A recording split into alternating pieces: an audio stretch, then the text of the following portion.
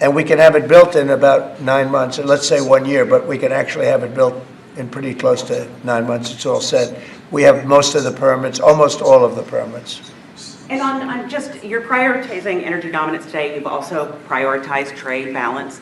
The oil industry is a little worried about the steel tariffs. I mean, they put 20,000 feet steel in the ground at a well. How will you balance that? Is there a possibility? You're talking about steel and aluminum. Indeed, steel tariffs. So the steel, I saved the steel industry in my first term by putting on tariffs because China was dumping massive amounts of steel. Others also, but mostly China. And I put very substantial, we took in $600 billion worth of tariffs from China. No other president's taken up, literally haven't gotten 10 cents from China, not 10 cents. And hundreds of billions of dollars came in from China. And they understood it, they understood what I did, but the dumping stopped. And had I not done that, you wouldn't have one steel mill, I think I can say, not one steel mill operating in this country. And we need steel. We need steel. I mean, there are some things you have to have, and steel is one of them for military, et cetera. So I think steel is going to be very strong. It's going to be very strong. I think it'll go back to being really powerful. We saved it. I mean, we were talking about U.S. Steel last week. U.S. Steel would have been closed, totally closed. We saved it. And now it's going to become, I think, very, very profitable. The tariffs are going to save a lot of industries. Mr. President, U.S. Steel, can I just follow up on U.S. Steel? Go ahead, finish up. If the Japanese company that's interested in U.S. Steel wants to take a minority stake as opposed to full ownership, is a that minority stake I wouldn't mind greatly, but what they're doing right now is they're going to be investors, and they're going to be investing in, I think, debt and various other things. But we didn't want to let U.S. Steel go to a foreign company. U.S. Steel was the greatest company in the world for a period of 15 years. It was, it was the big deal 80 years ago or so. And psychologically, we can't even think about letting that happen. But what is going to happen, and we've already seen it, you see it in the stock price, with the tariffs, U.S. Steel is going to be a real powerhouse again. Mr. President, if I could just follow up on Jackie's question about Munich. Vice President Vance's speech to the conference has ruffled quite a few feathers in Europe. What did he say to ruffle them? I don't know. He was talking about the freedom of speech and migration in Europe. Do you believe that European leaders have a fundamentally different view of the world than this administration's? Well, I heard his speech, and I tell you, you're talking about JD's speech, right? Yes, sir. I heard his speech, and he talked about freedom of speech, and I think it's true in Europe. It's losing.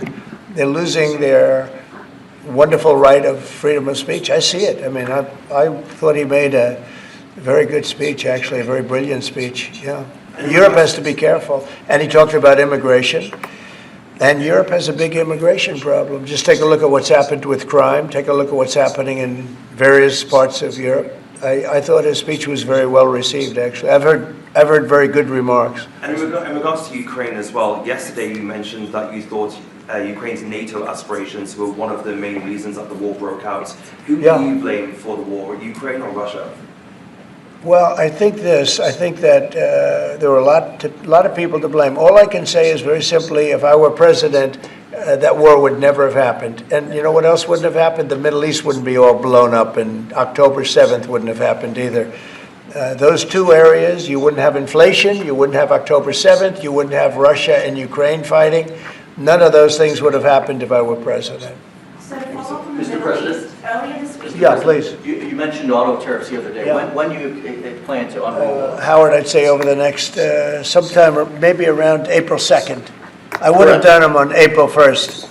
Believe it or not, I'm a little superstitious. No, literally, we had it planned for April 1st. I said, let's make it April 2nd. You know how much money that costs? That costs a lot of money just that one day, but we're going to do it on April 2nd, I think. Is that right? That's right. Okay, thank you. The lead prosecutor in Eric Adams' case resigned today, saying anyone who didn't press forward would be a coward. What's your reaction to that and to the overall implication that politics were at play here? Well, I don't know about it. I mean, obviously, I'm not involved in that. But I would say this, that if they had a problem, and these are mostly people from the previous administration, you understand. The Vice Chair, Chris Wright. And so this will reduce costs with respect to energy, establish American independence with energy, and also unleash energy dominance. Good, thank you. And this is a big deal. We have more energy than any other country, and now we're unleashing it, to put it nicely. And I'd like to ask Doug, you're going to be heading it up. You and Chris, would you say a few words about it, please? Yeah, absolutely, sir. Good afternoon. President Trump wisely understood that under the Biden administration, there was a war against American energy, and today that war officially has ended. President Trump on day one declared a national energy emergency, and this is a real emergency because under the Biden administration restricted the production of oil and gas. Production's still coming, but when you stop holding leases, when you take 625 million acres of land out of ocean land, out of production possibilities through an executive order, you're really restricting the balance sheet of America. But today, as President Trump said, this is unleashed. The National Energy Dominance Council will be made up, all the folks that are standing beside me here, other cabinet leaders and many more, represent President Trump's wise decision that we need a whole-of-government approach to unwind. The Biden administration had a whole-of-government approach that had the war against U.S. energy. Now we need to turn that around 180 degrees and unleash that potential. We've got to unleash it from the Gulf of America all the way up to Alaska. We have amazing resources in this country, and we haven't been getting a return on them. Many of these are under public lands. The interior has 500 million acres of surface, 700 million acres of subsurface minerals, critical minerals, and offshore close to 2 billion acres. And that balance sheet is the biggest balance sheet in the world, and it's been completely underutilized. Everybody knows we have 36 trillion in debt as a country, but no one knows how many hundreds of trillions of dollars of assets we have. And President Trump is asking us to go get a return on that investment for the American people. And with that, we're going to have prosperity at home with lower prices, and we're also going to have peace abroad. Because the wars that we've been engaged in, or our allies have been fighting over the past few years, have been funded by the oil sales of our adversaries. So we have an opportunity, and we also are in an AI arms race with China. The only way we win that is with more electricity. And we also have an energy emergency in terms of electricity. Too much intermittent, unreliable, not enough base load. We've been shutting down the base load that we have. President Trump is going to reverse that, and it's going to allow us to win the AI arms race, which is the most important thing that we have to do relative to our future. So with that, I want to say again, thank you to President Trump, and I want to thank my fellow members of the Energy Council here. I'm going to kick it over to the Vice Chair, Chris Wright, who's the Secretary of the Department of Energy. Thank you, Secretary Burgum. Today is truly a great day for our country today. And Secretary Burgum laid out so many of the problems the last 4 years. If you put barriers in front of energy, you make it more expensive, you make it less reliable, you make it harder to do business here, and harder for our consumers to pay their bills. With this fantastic action from our president, we now have authority across the government to lean in to fix these problems. And I'll start out with one specific right away. This morning, I signed our first LNG export license, unpausing the pause in action. The Commonwealth LNG project that'll be on the Gulf Coast in Louisiana is now officially ready to go. This will be a large construction project for American workers. It'll draw demand for more American energy production that'll be shipped overseas to our allies. Many more of those to come. We're also working aggressively to roll back standards that have made appliances more expensive for Americans, and dishwashers that take 2 hours long and don't get your dishes clean. Nobody likes that. That's about standing in the way. And with this President Trump and our new National Energy Dominance Council, there's so many things we can do to make American lives better, bring down costs and grow opportunities. And with that, I'm going to kick it over to a fellow member of the council, our Administrator of the EPA, Lee Zeldin. Thank you, Secretary, and honored to be serving on the Energy Dominance Council. At EPA, we're doing our part to power the great American comeback.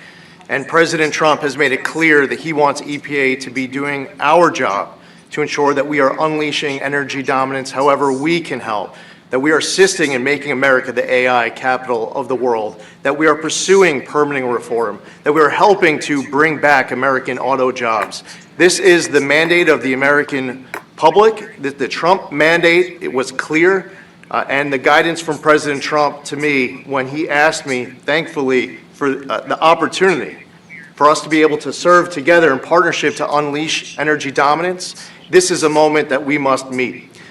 To that end, It is important to note that the prior Biden-Harris EPA issued a waiver to California for tailpipe emissions. This was a rule that should have been submitted to Congress. We will submit it to Congress. Congress will have the opportunity through the Congressional Review Act to make that waiver go away. We will do everything in our part to help the American people to make life in America more affordable. The golden age of American success is upon us. If you're excited about the last 3 weeks, that was just a taste of the main event, the entree to come, the next 4 years being the greatest term in the history of the American presidency. With that, I'd like to introduce Sean Duffy. Thank you. So, first of all, thank you for the work on dishwashers. We use more water to wash our dishes before we put them in the dishwasher. That's right. We're not saving water, we're using more water, so thank you for that. But I'm also joining the EPA. We've introduced our rules to start to look at the CAFE standards. So we're looking at how much it costs for end users when they put gas in their car. And the Biden era standards are costing billions of dollars in taxes and carbon credits, which drive up the cost of vehicles. And so we're going to remedy that, rectify it, and make sure we're bringing down the cost of a car, number one. Number two, if I could just mention, Mr. President, per your direction, we are going to move forward with a permitting process for the Texas Gulf Link deep water port, making sure we can move energy in and out of the country. So that was held up for 5 years. And it was stonewalled, bureaucrats got in the way. We're now going to move forward with that, making sure we have great oil infrastructure in the country. Great, thanks. Great And job. Howard Lutnick? Yes.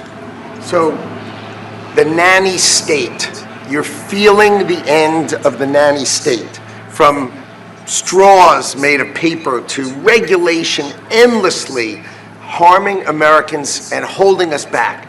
It slows down our production and manufacturing, which we were talking about with the Prime Minister of India yesterday. You're hearing that about energy dominance. It's going to go away. We're going to care about Americans. The Trump administration and this president cares about Americans, and you're going to feel it change. You're going to feel the price of energy coming down. You're going to feel prices coming down. You're going to feel an explosion. The golden age of manufacturing of America has always been there. It's just been stifled by regulation, and that time is over.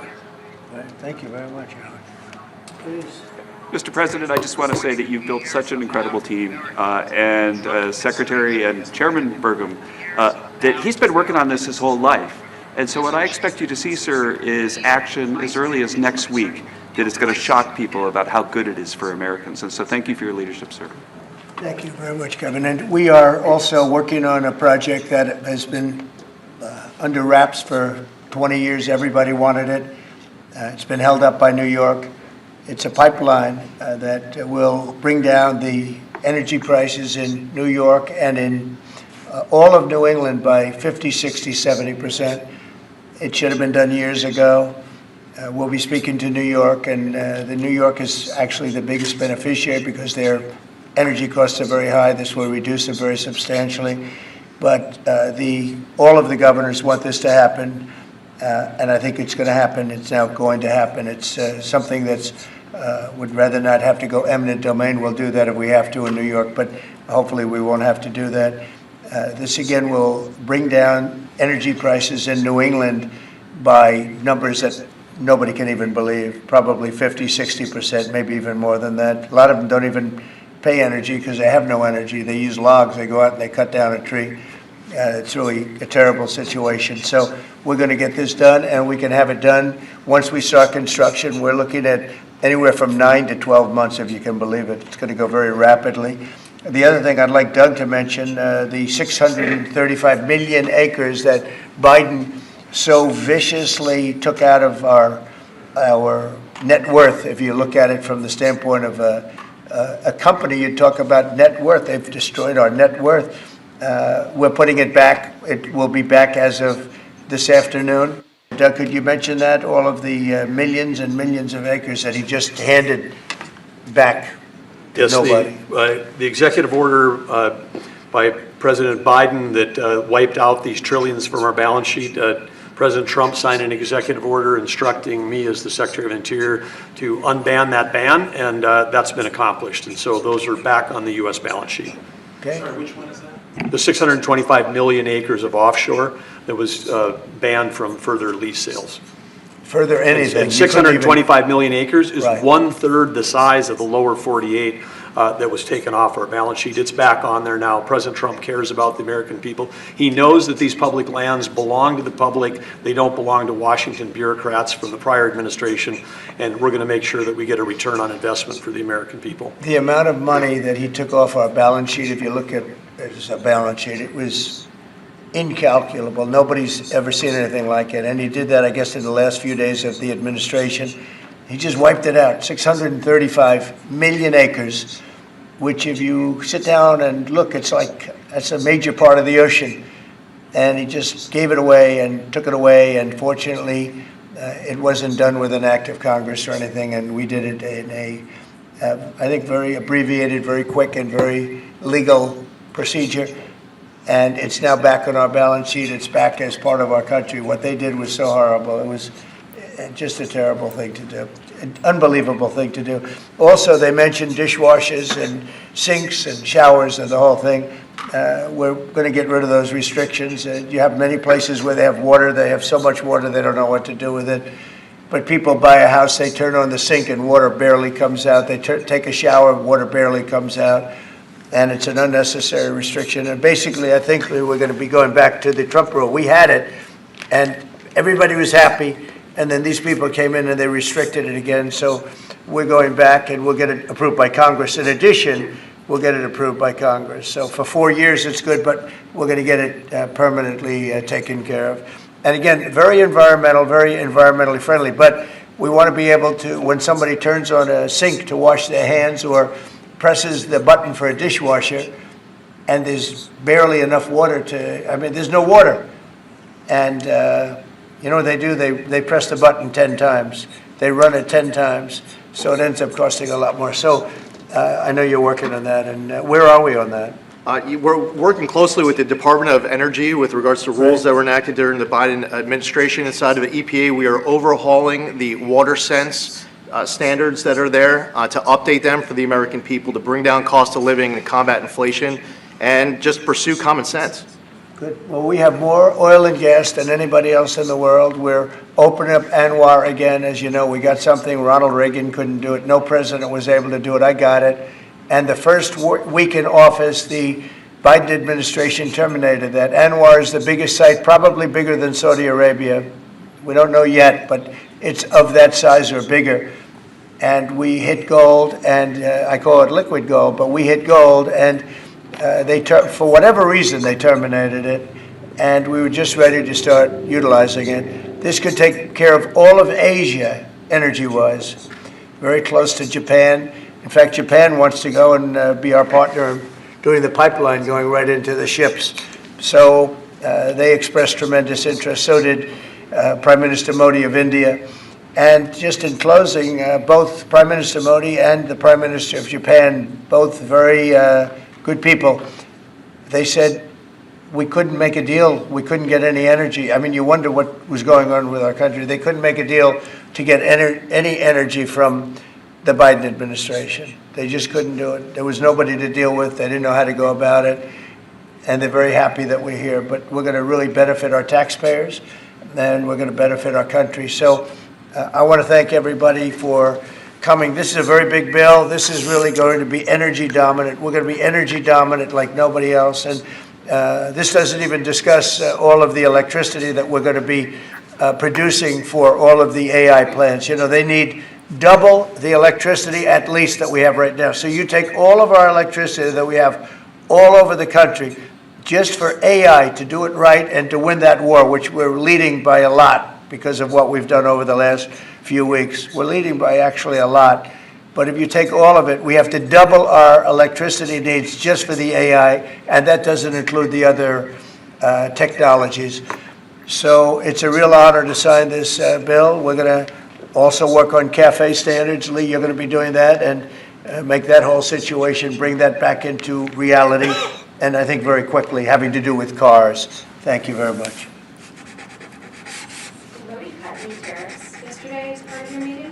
No, but in 2 weeks we will have another one. Yesterday was very big. Reciprocal tariff. Than this administration's. Well, I heard his speech, and I tell you, you're talking about JD's speech, right? Yes, sir. I heard his speech, and 43, whatever the time was, down the West Side Highway, and he saw the plane go into the side of the building. He said, wow. And he occupied the top 3 floors of the World Trade Center, of the one building of the World Trade Center. And you know what happened there? He lost 100% of the people in that, his whole company was there. And he rebuilt his company step by step over years and became bigger and stronger. And he gave a tremendous amount of the profit to the families of the people that died, which he didn't have to do. And now he's working with us. He did an incredible job. I mean, anybody in that world, Howard Lutnick very well, and I'm honored to have him running commerce. He's going to be incredible. He loves the country. And Lee was a great lawyer, a great congressman, very successful person, both as a lawyer and as a congressman, and knows a lot about the environment, cares about the environment. And we were lucky that I was very happy that you joined. And he was with me right from the beginning, always was with me, and I've always been with him. And Kevin Hassett, we know everybody knows Kevin, and he's fantastic. And you and Lindsay, you and your team are incredible. The job you've done, we really appreciate. Thank Will. And the job you guys are doing is really fantastic. We're knocking this out. Brian, do you have a question? I actually do. What kind of piqued my interest is growing up on the Texas Gulf Coast, natural gas, the LNG that you mentioned. Yeah. What's the potential for like new jobs or growth? Very simply, if I were president, that war would never have happened. And you know what else wouldn't have happened? The Middle East wouldn't be all blown up, and October 7th wouldn't have happened either. Those 2 areas, you wouldn't have inflation, you wouldn't have October 7th, you wouldn't have Russia and Ukraine fighting.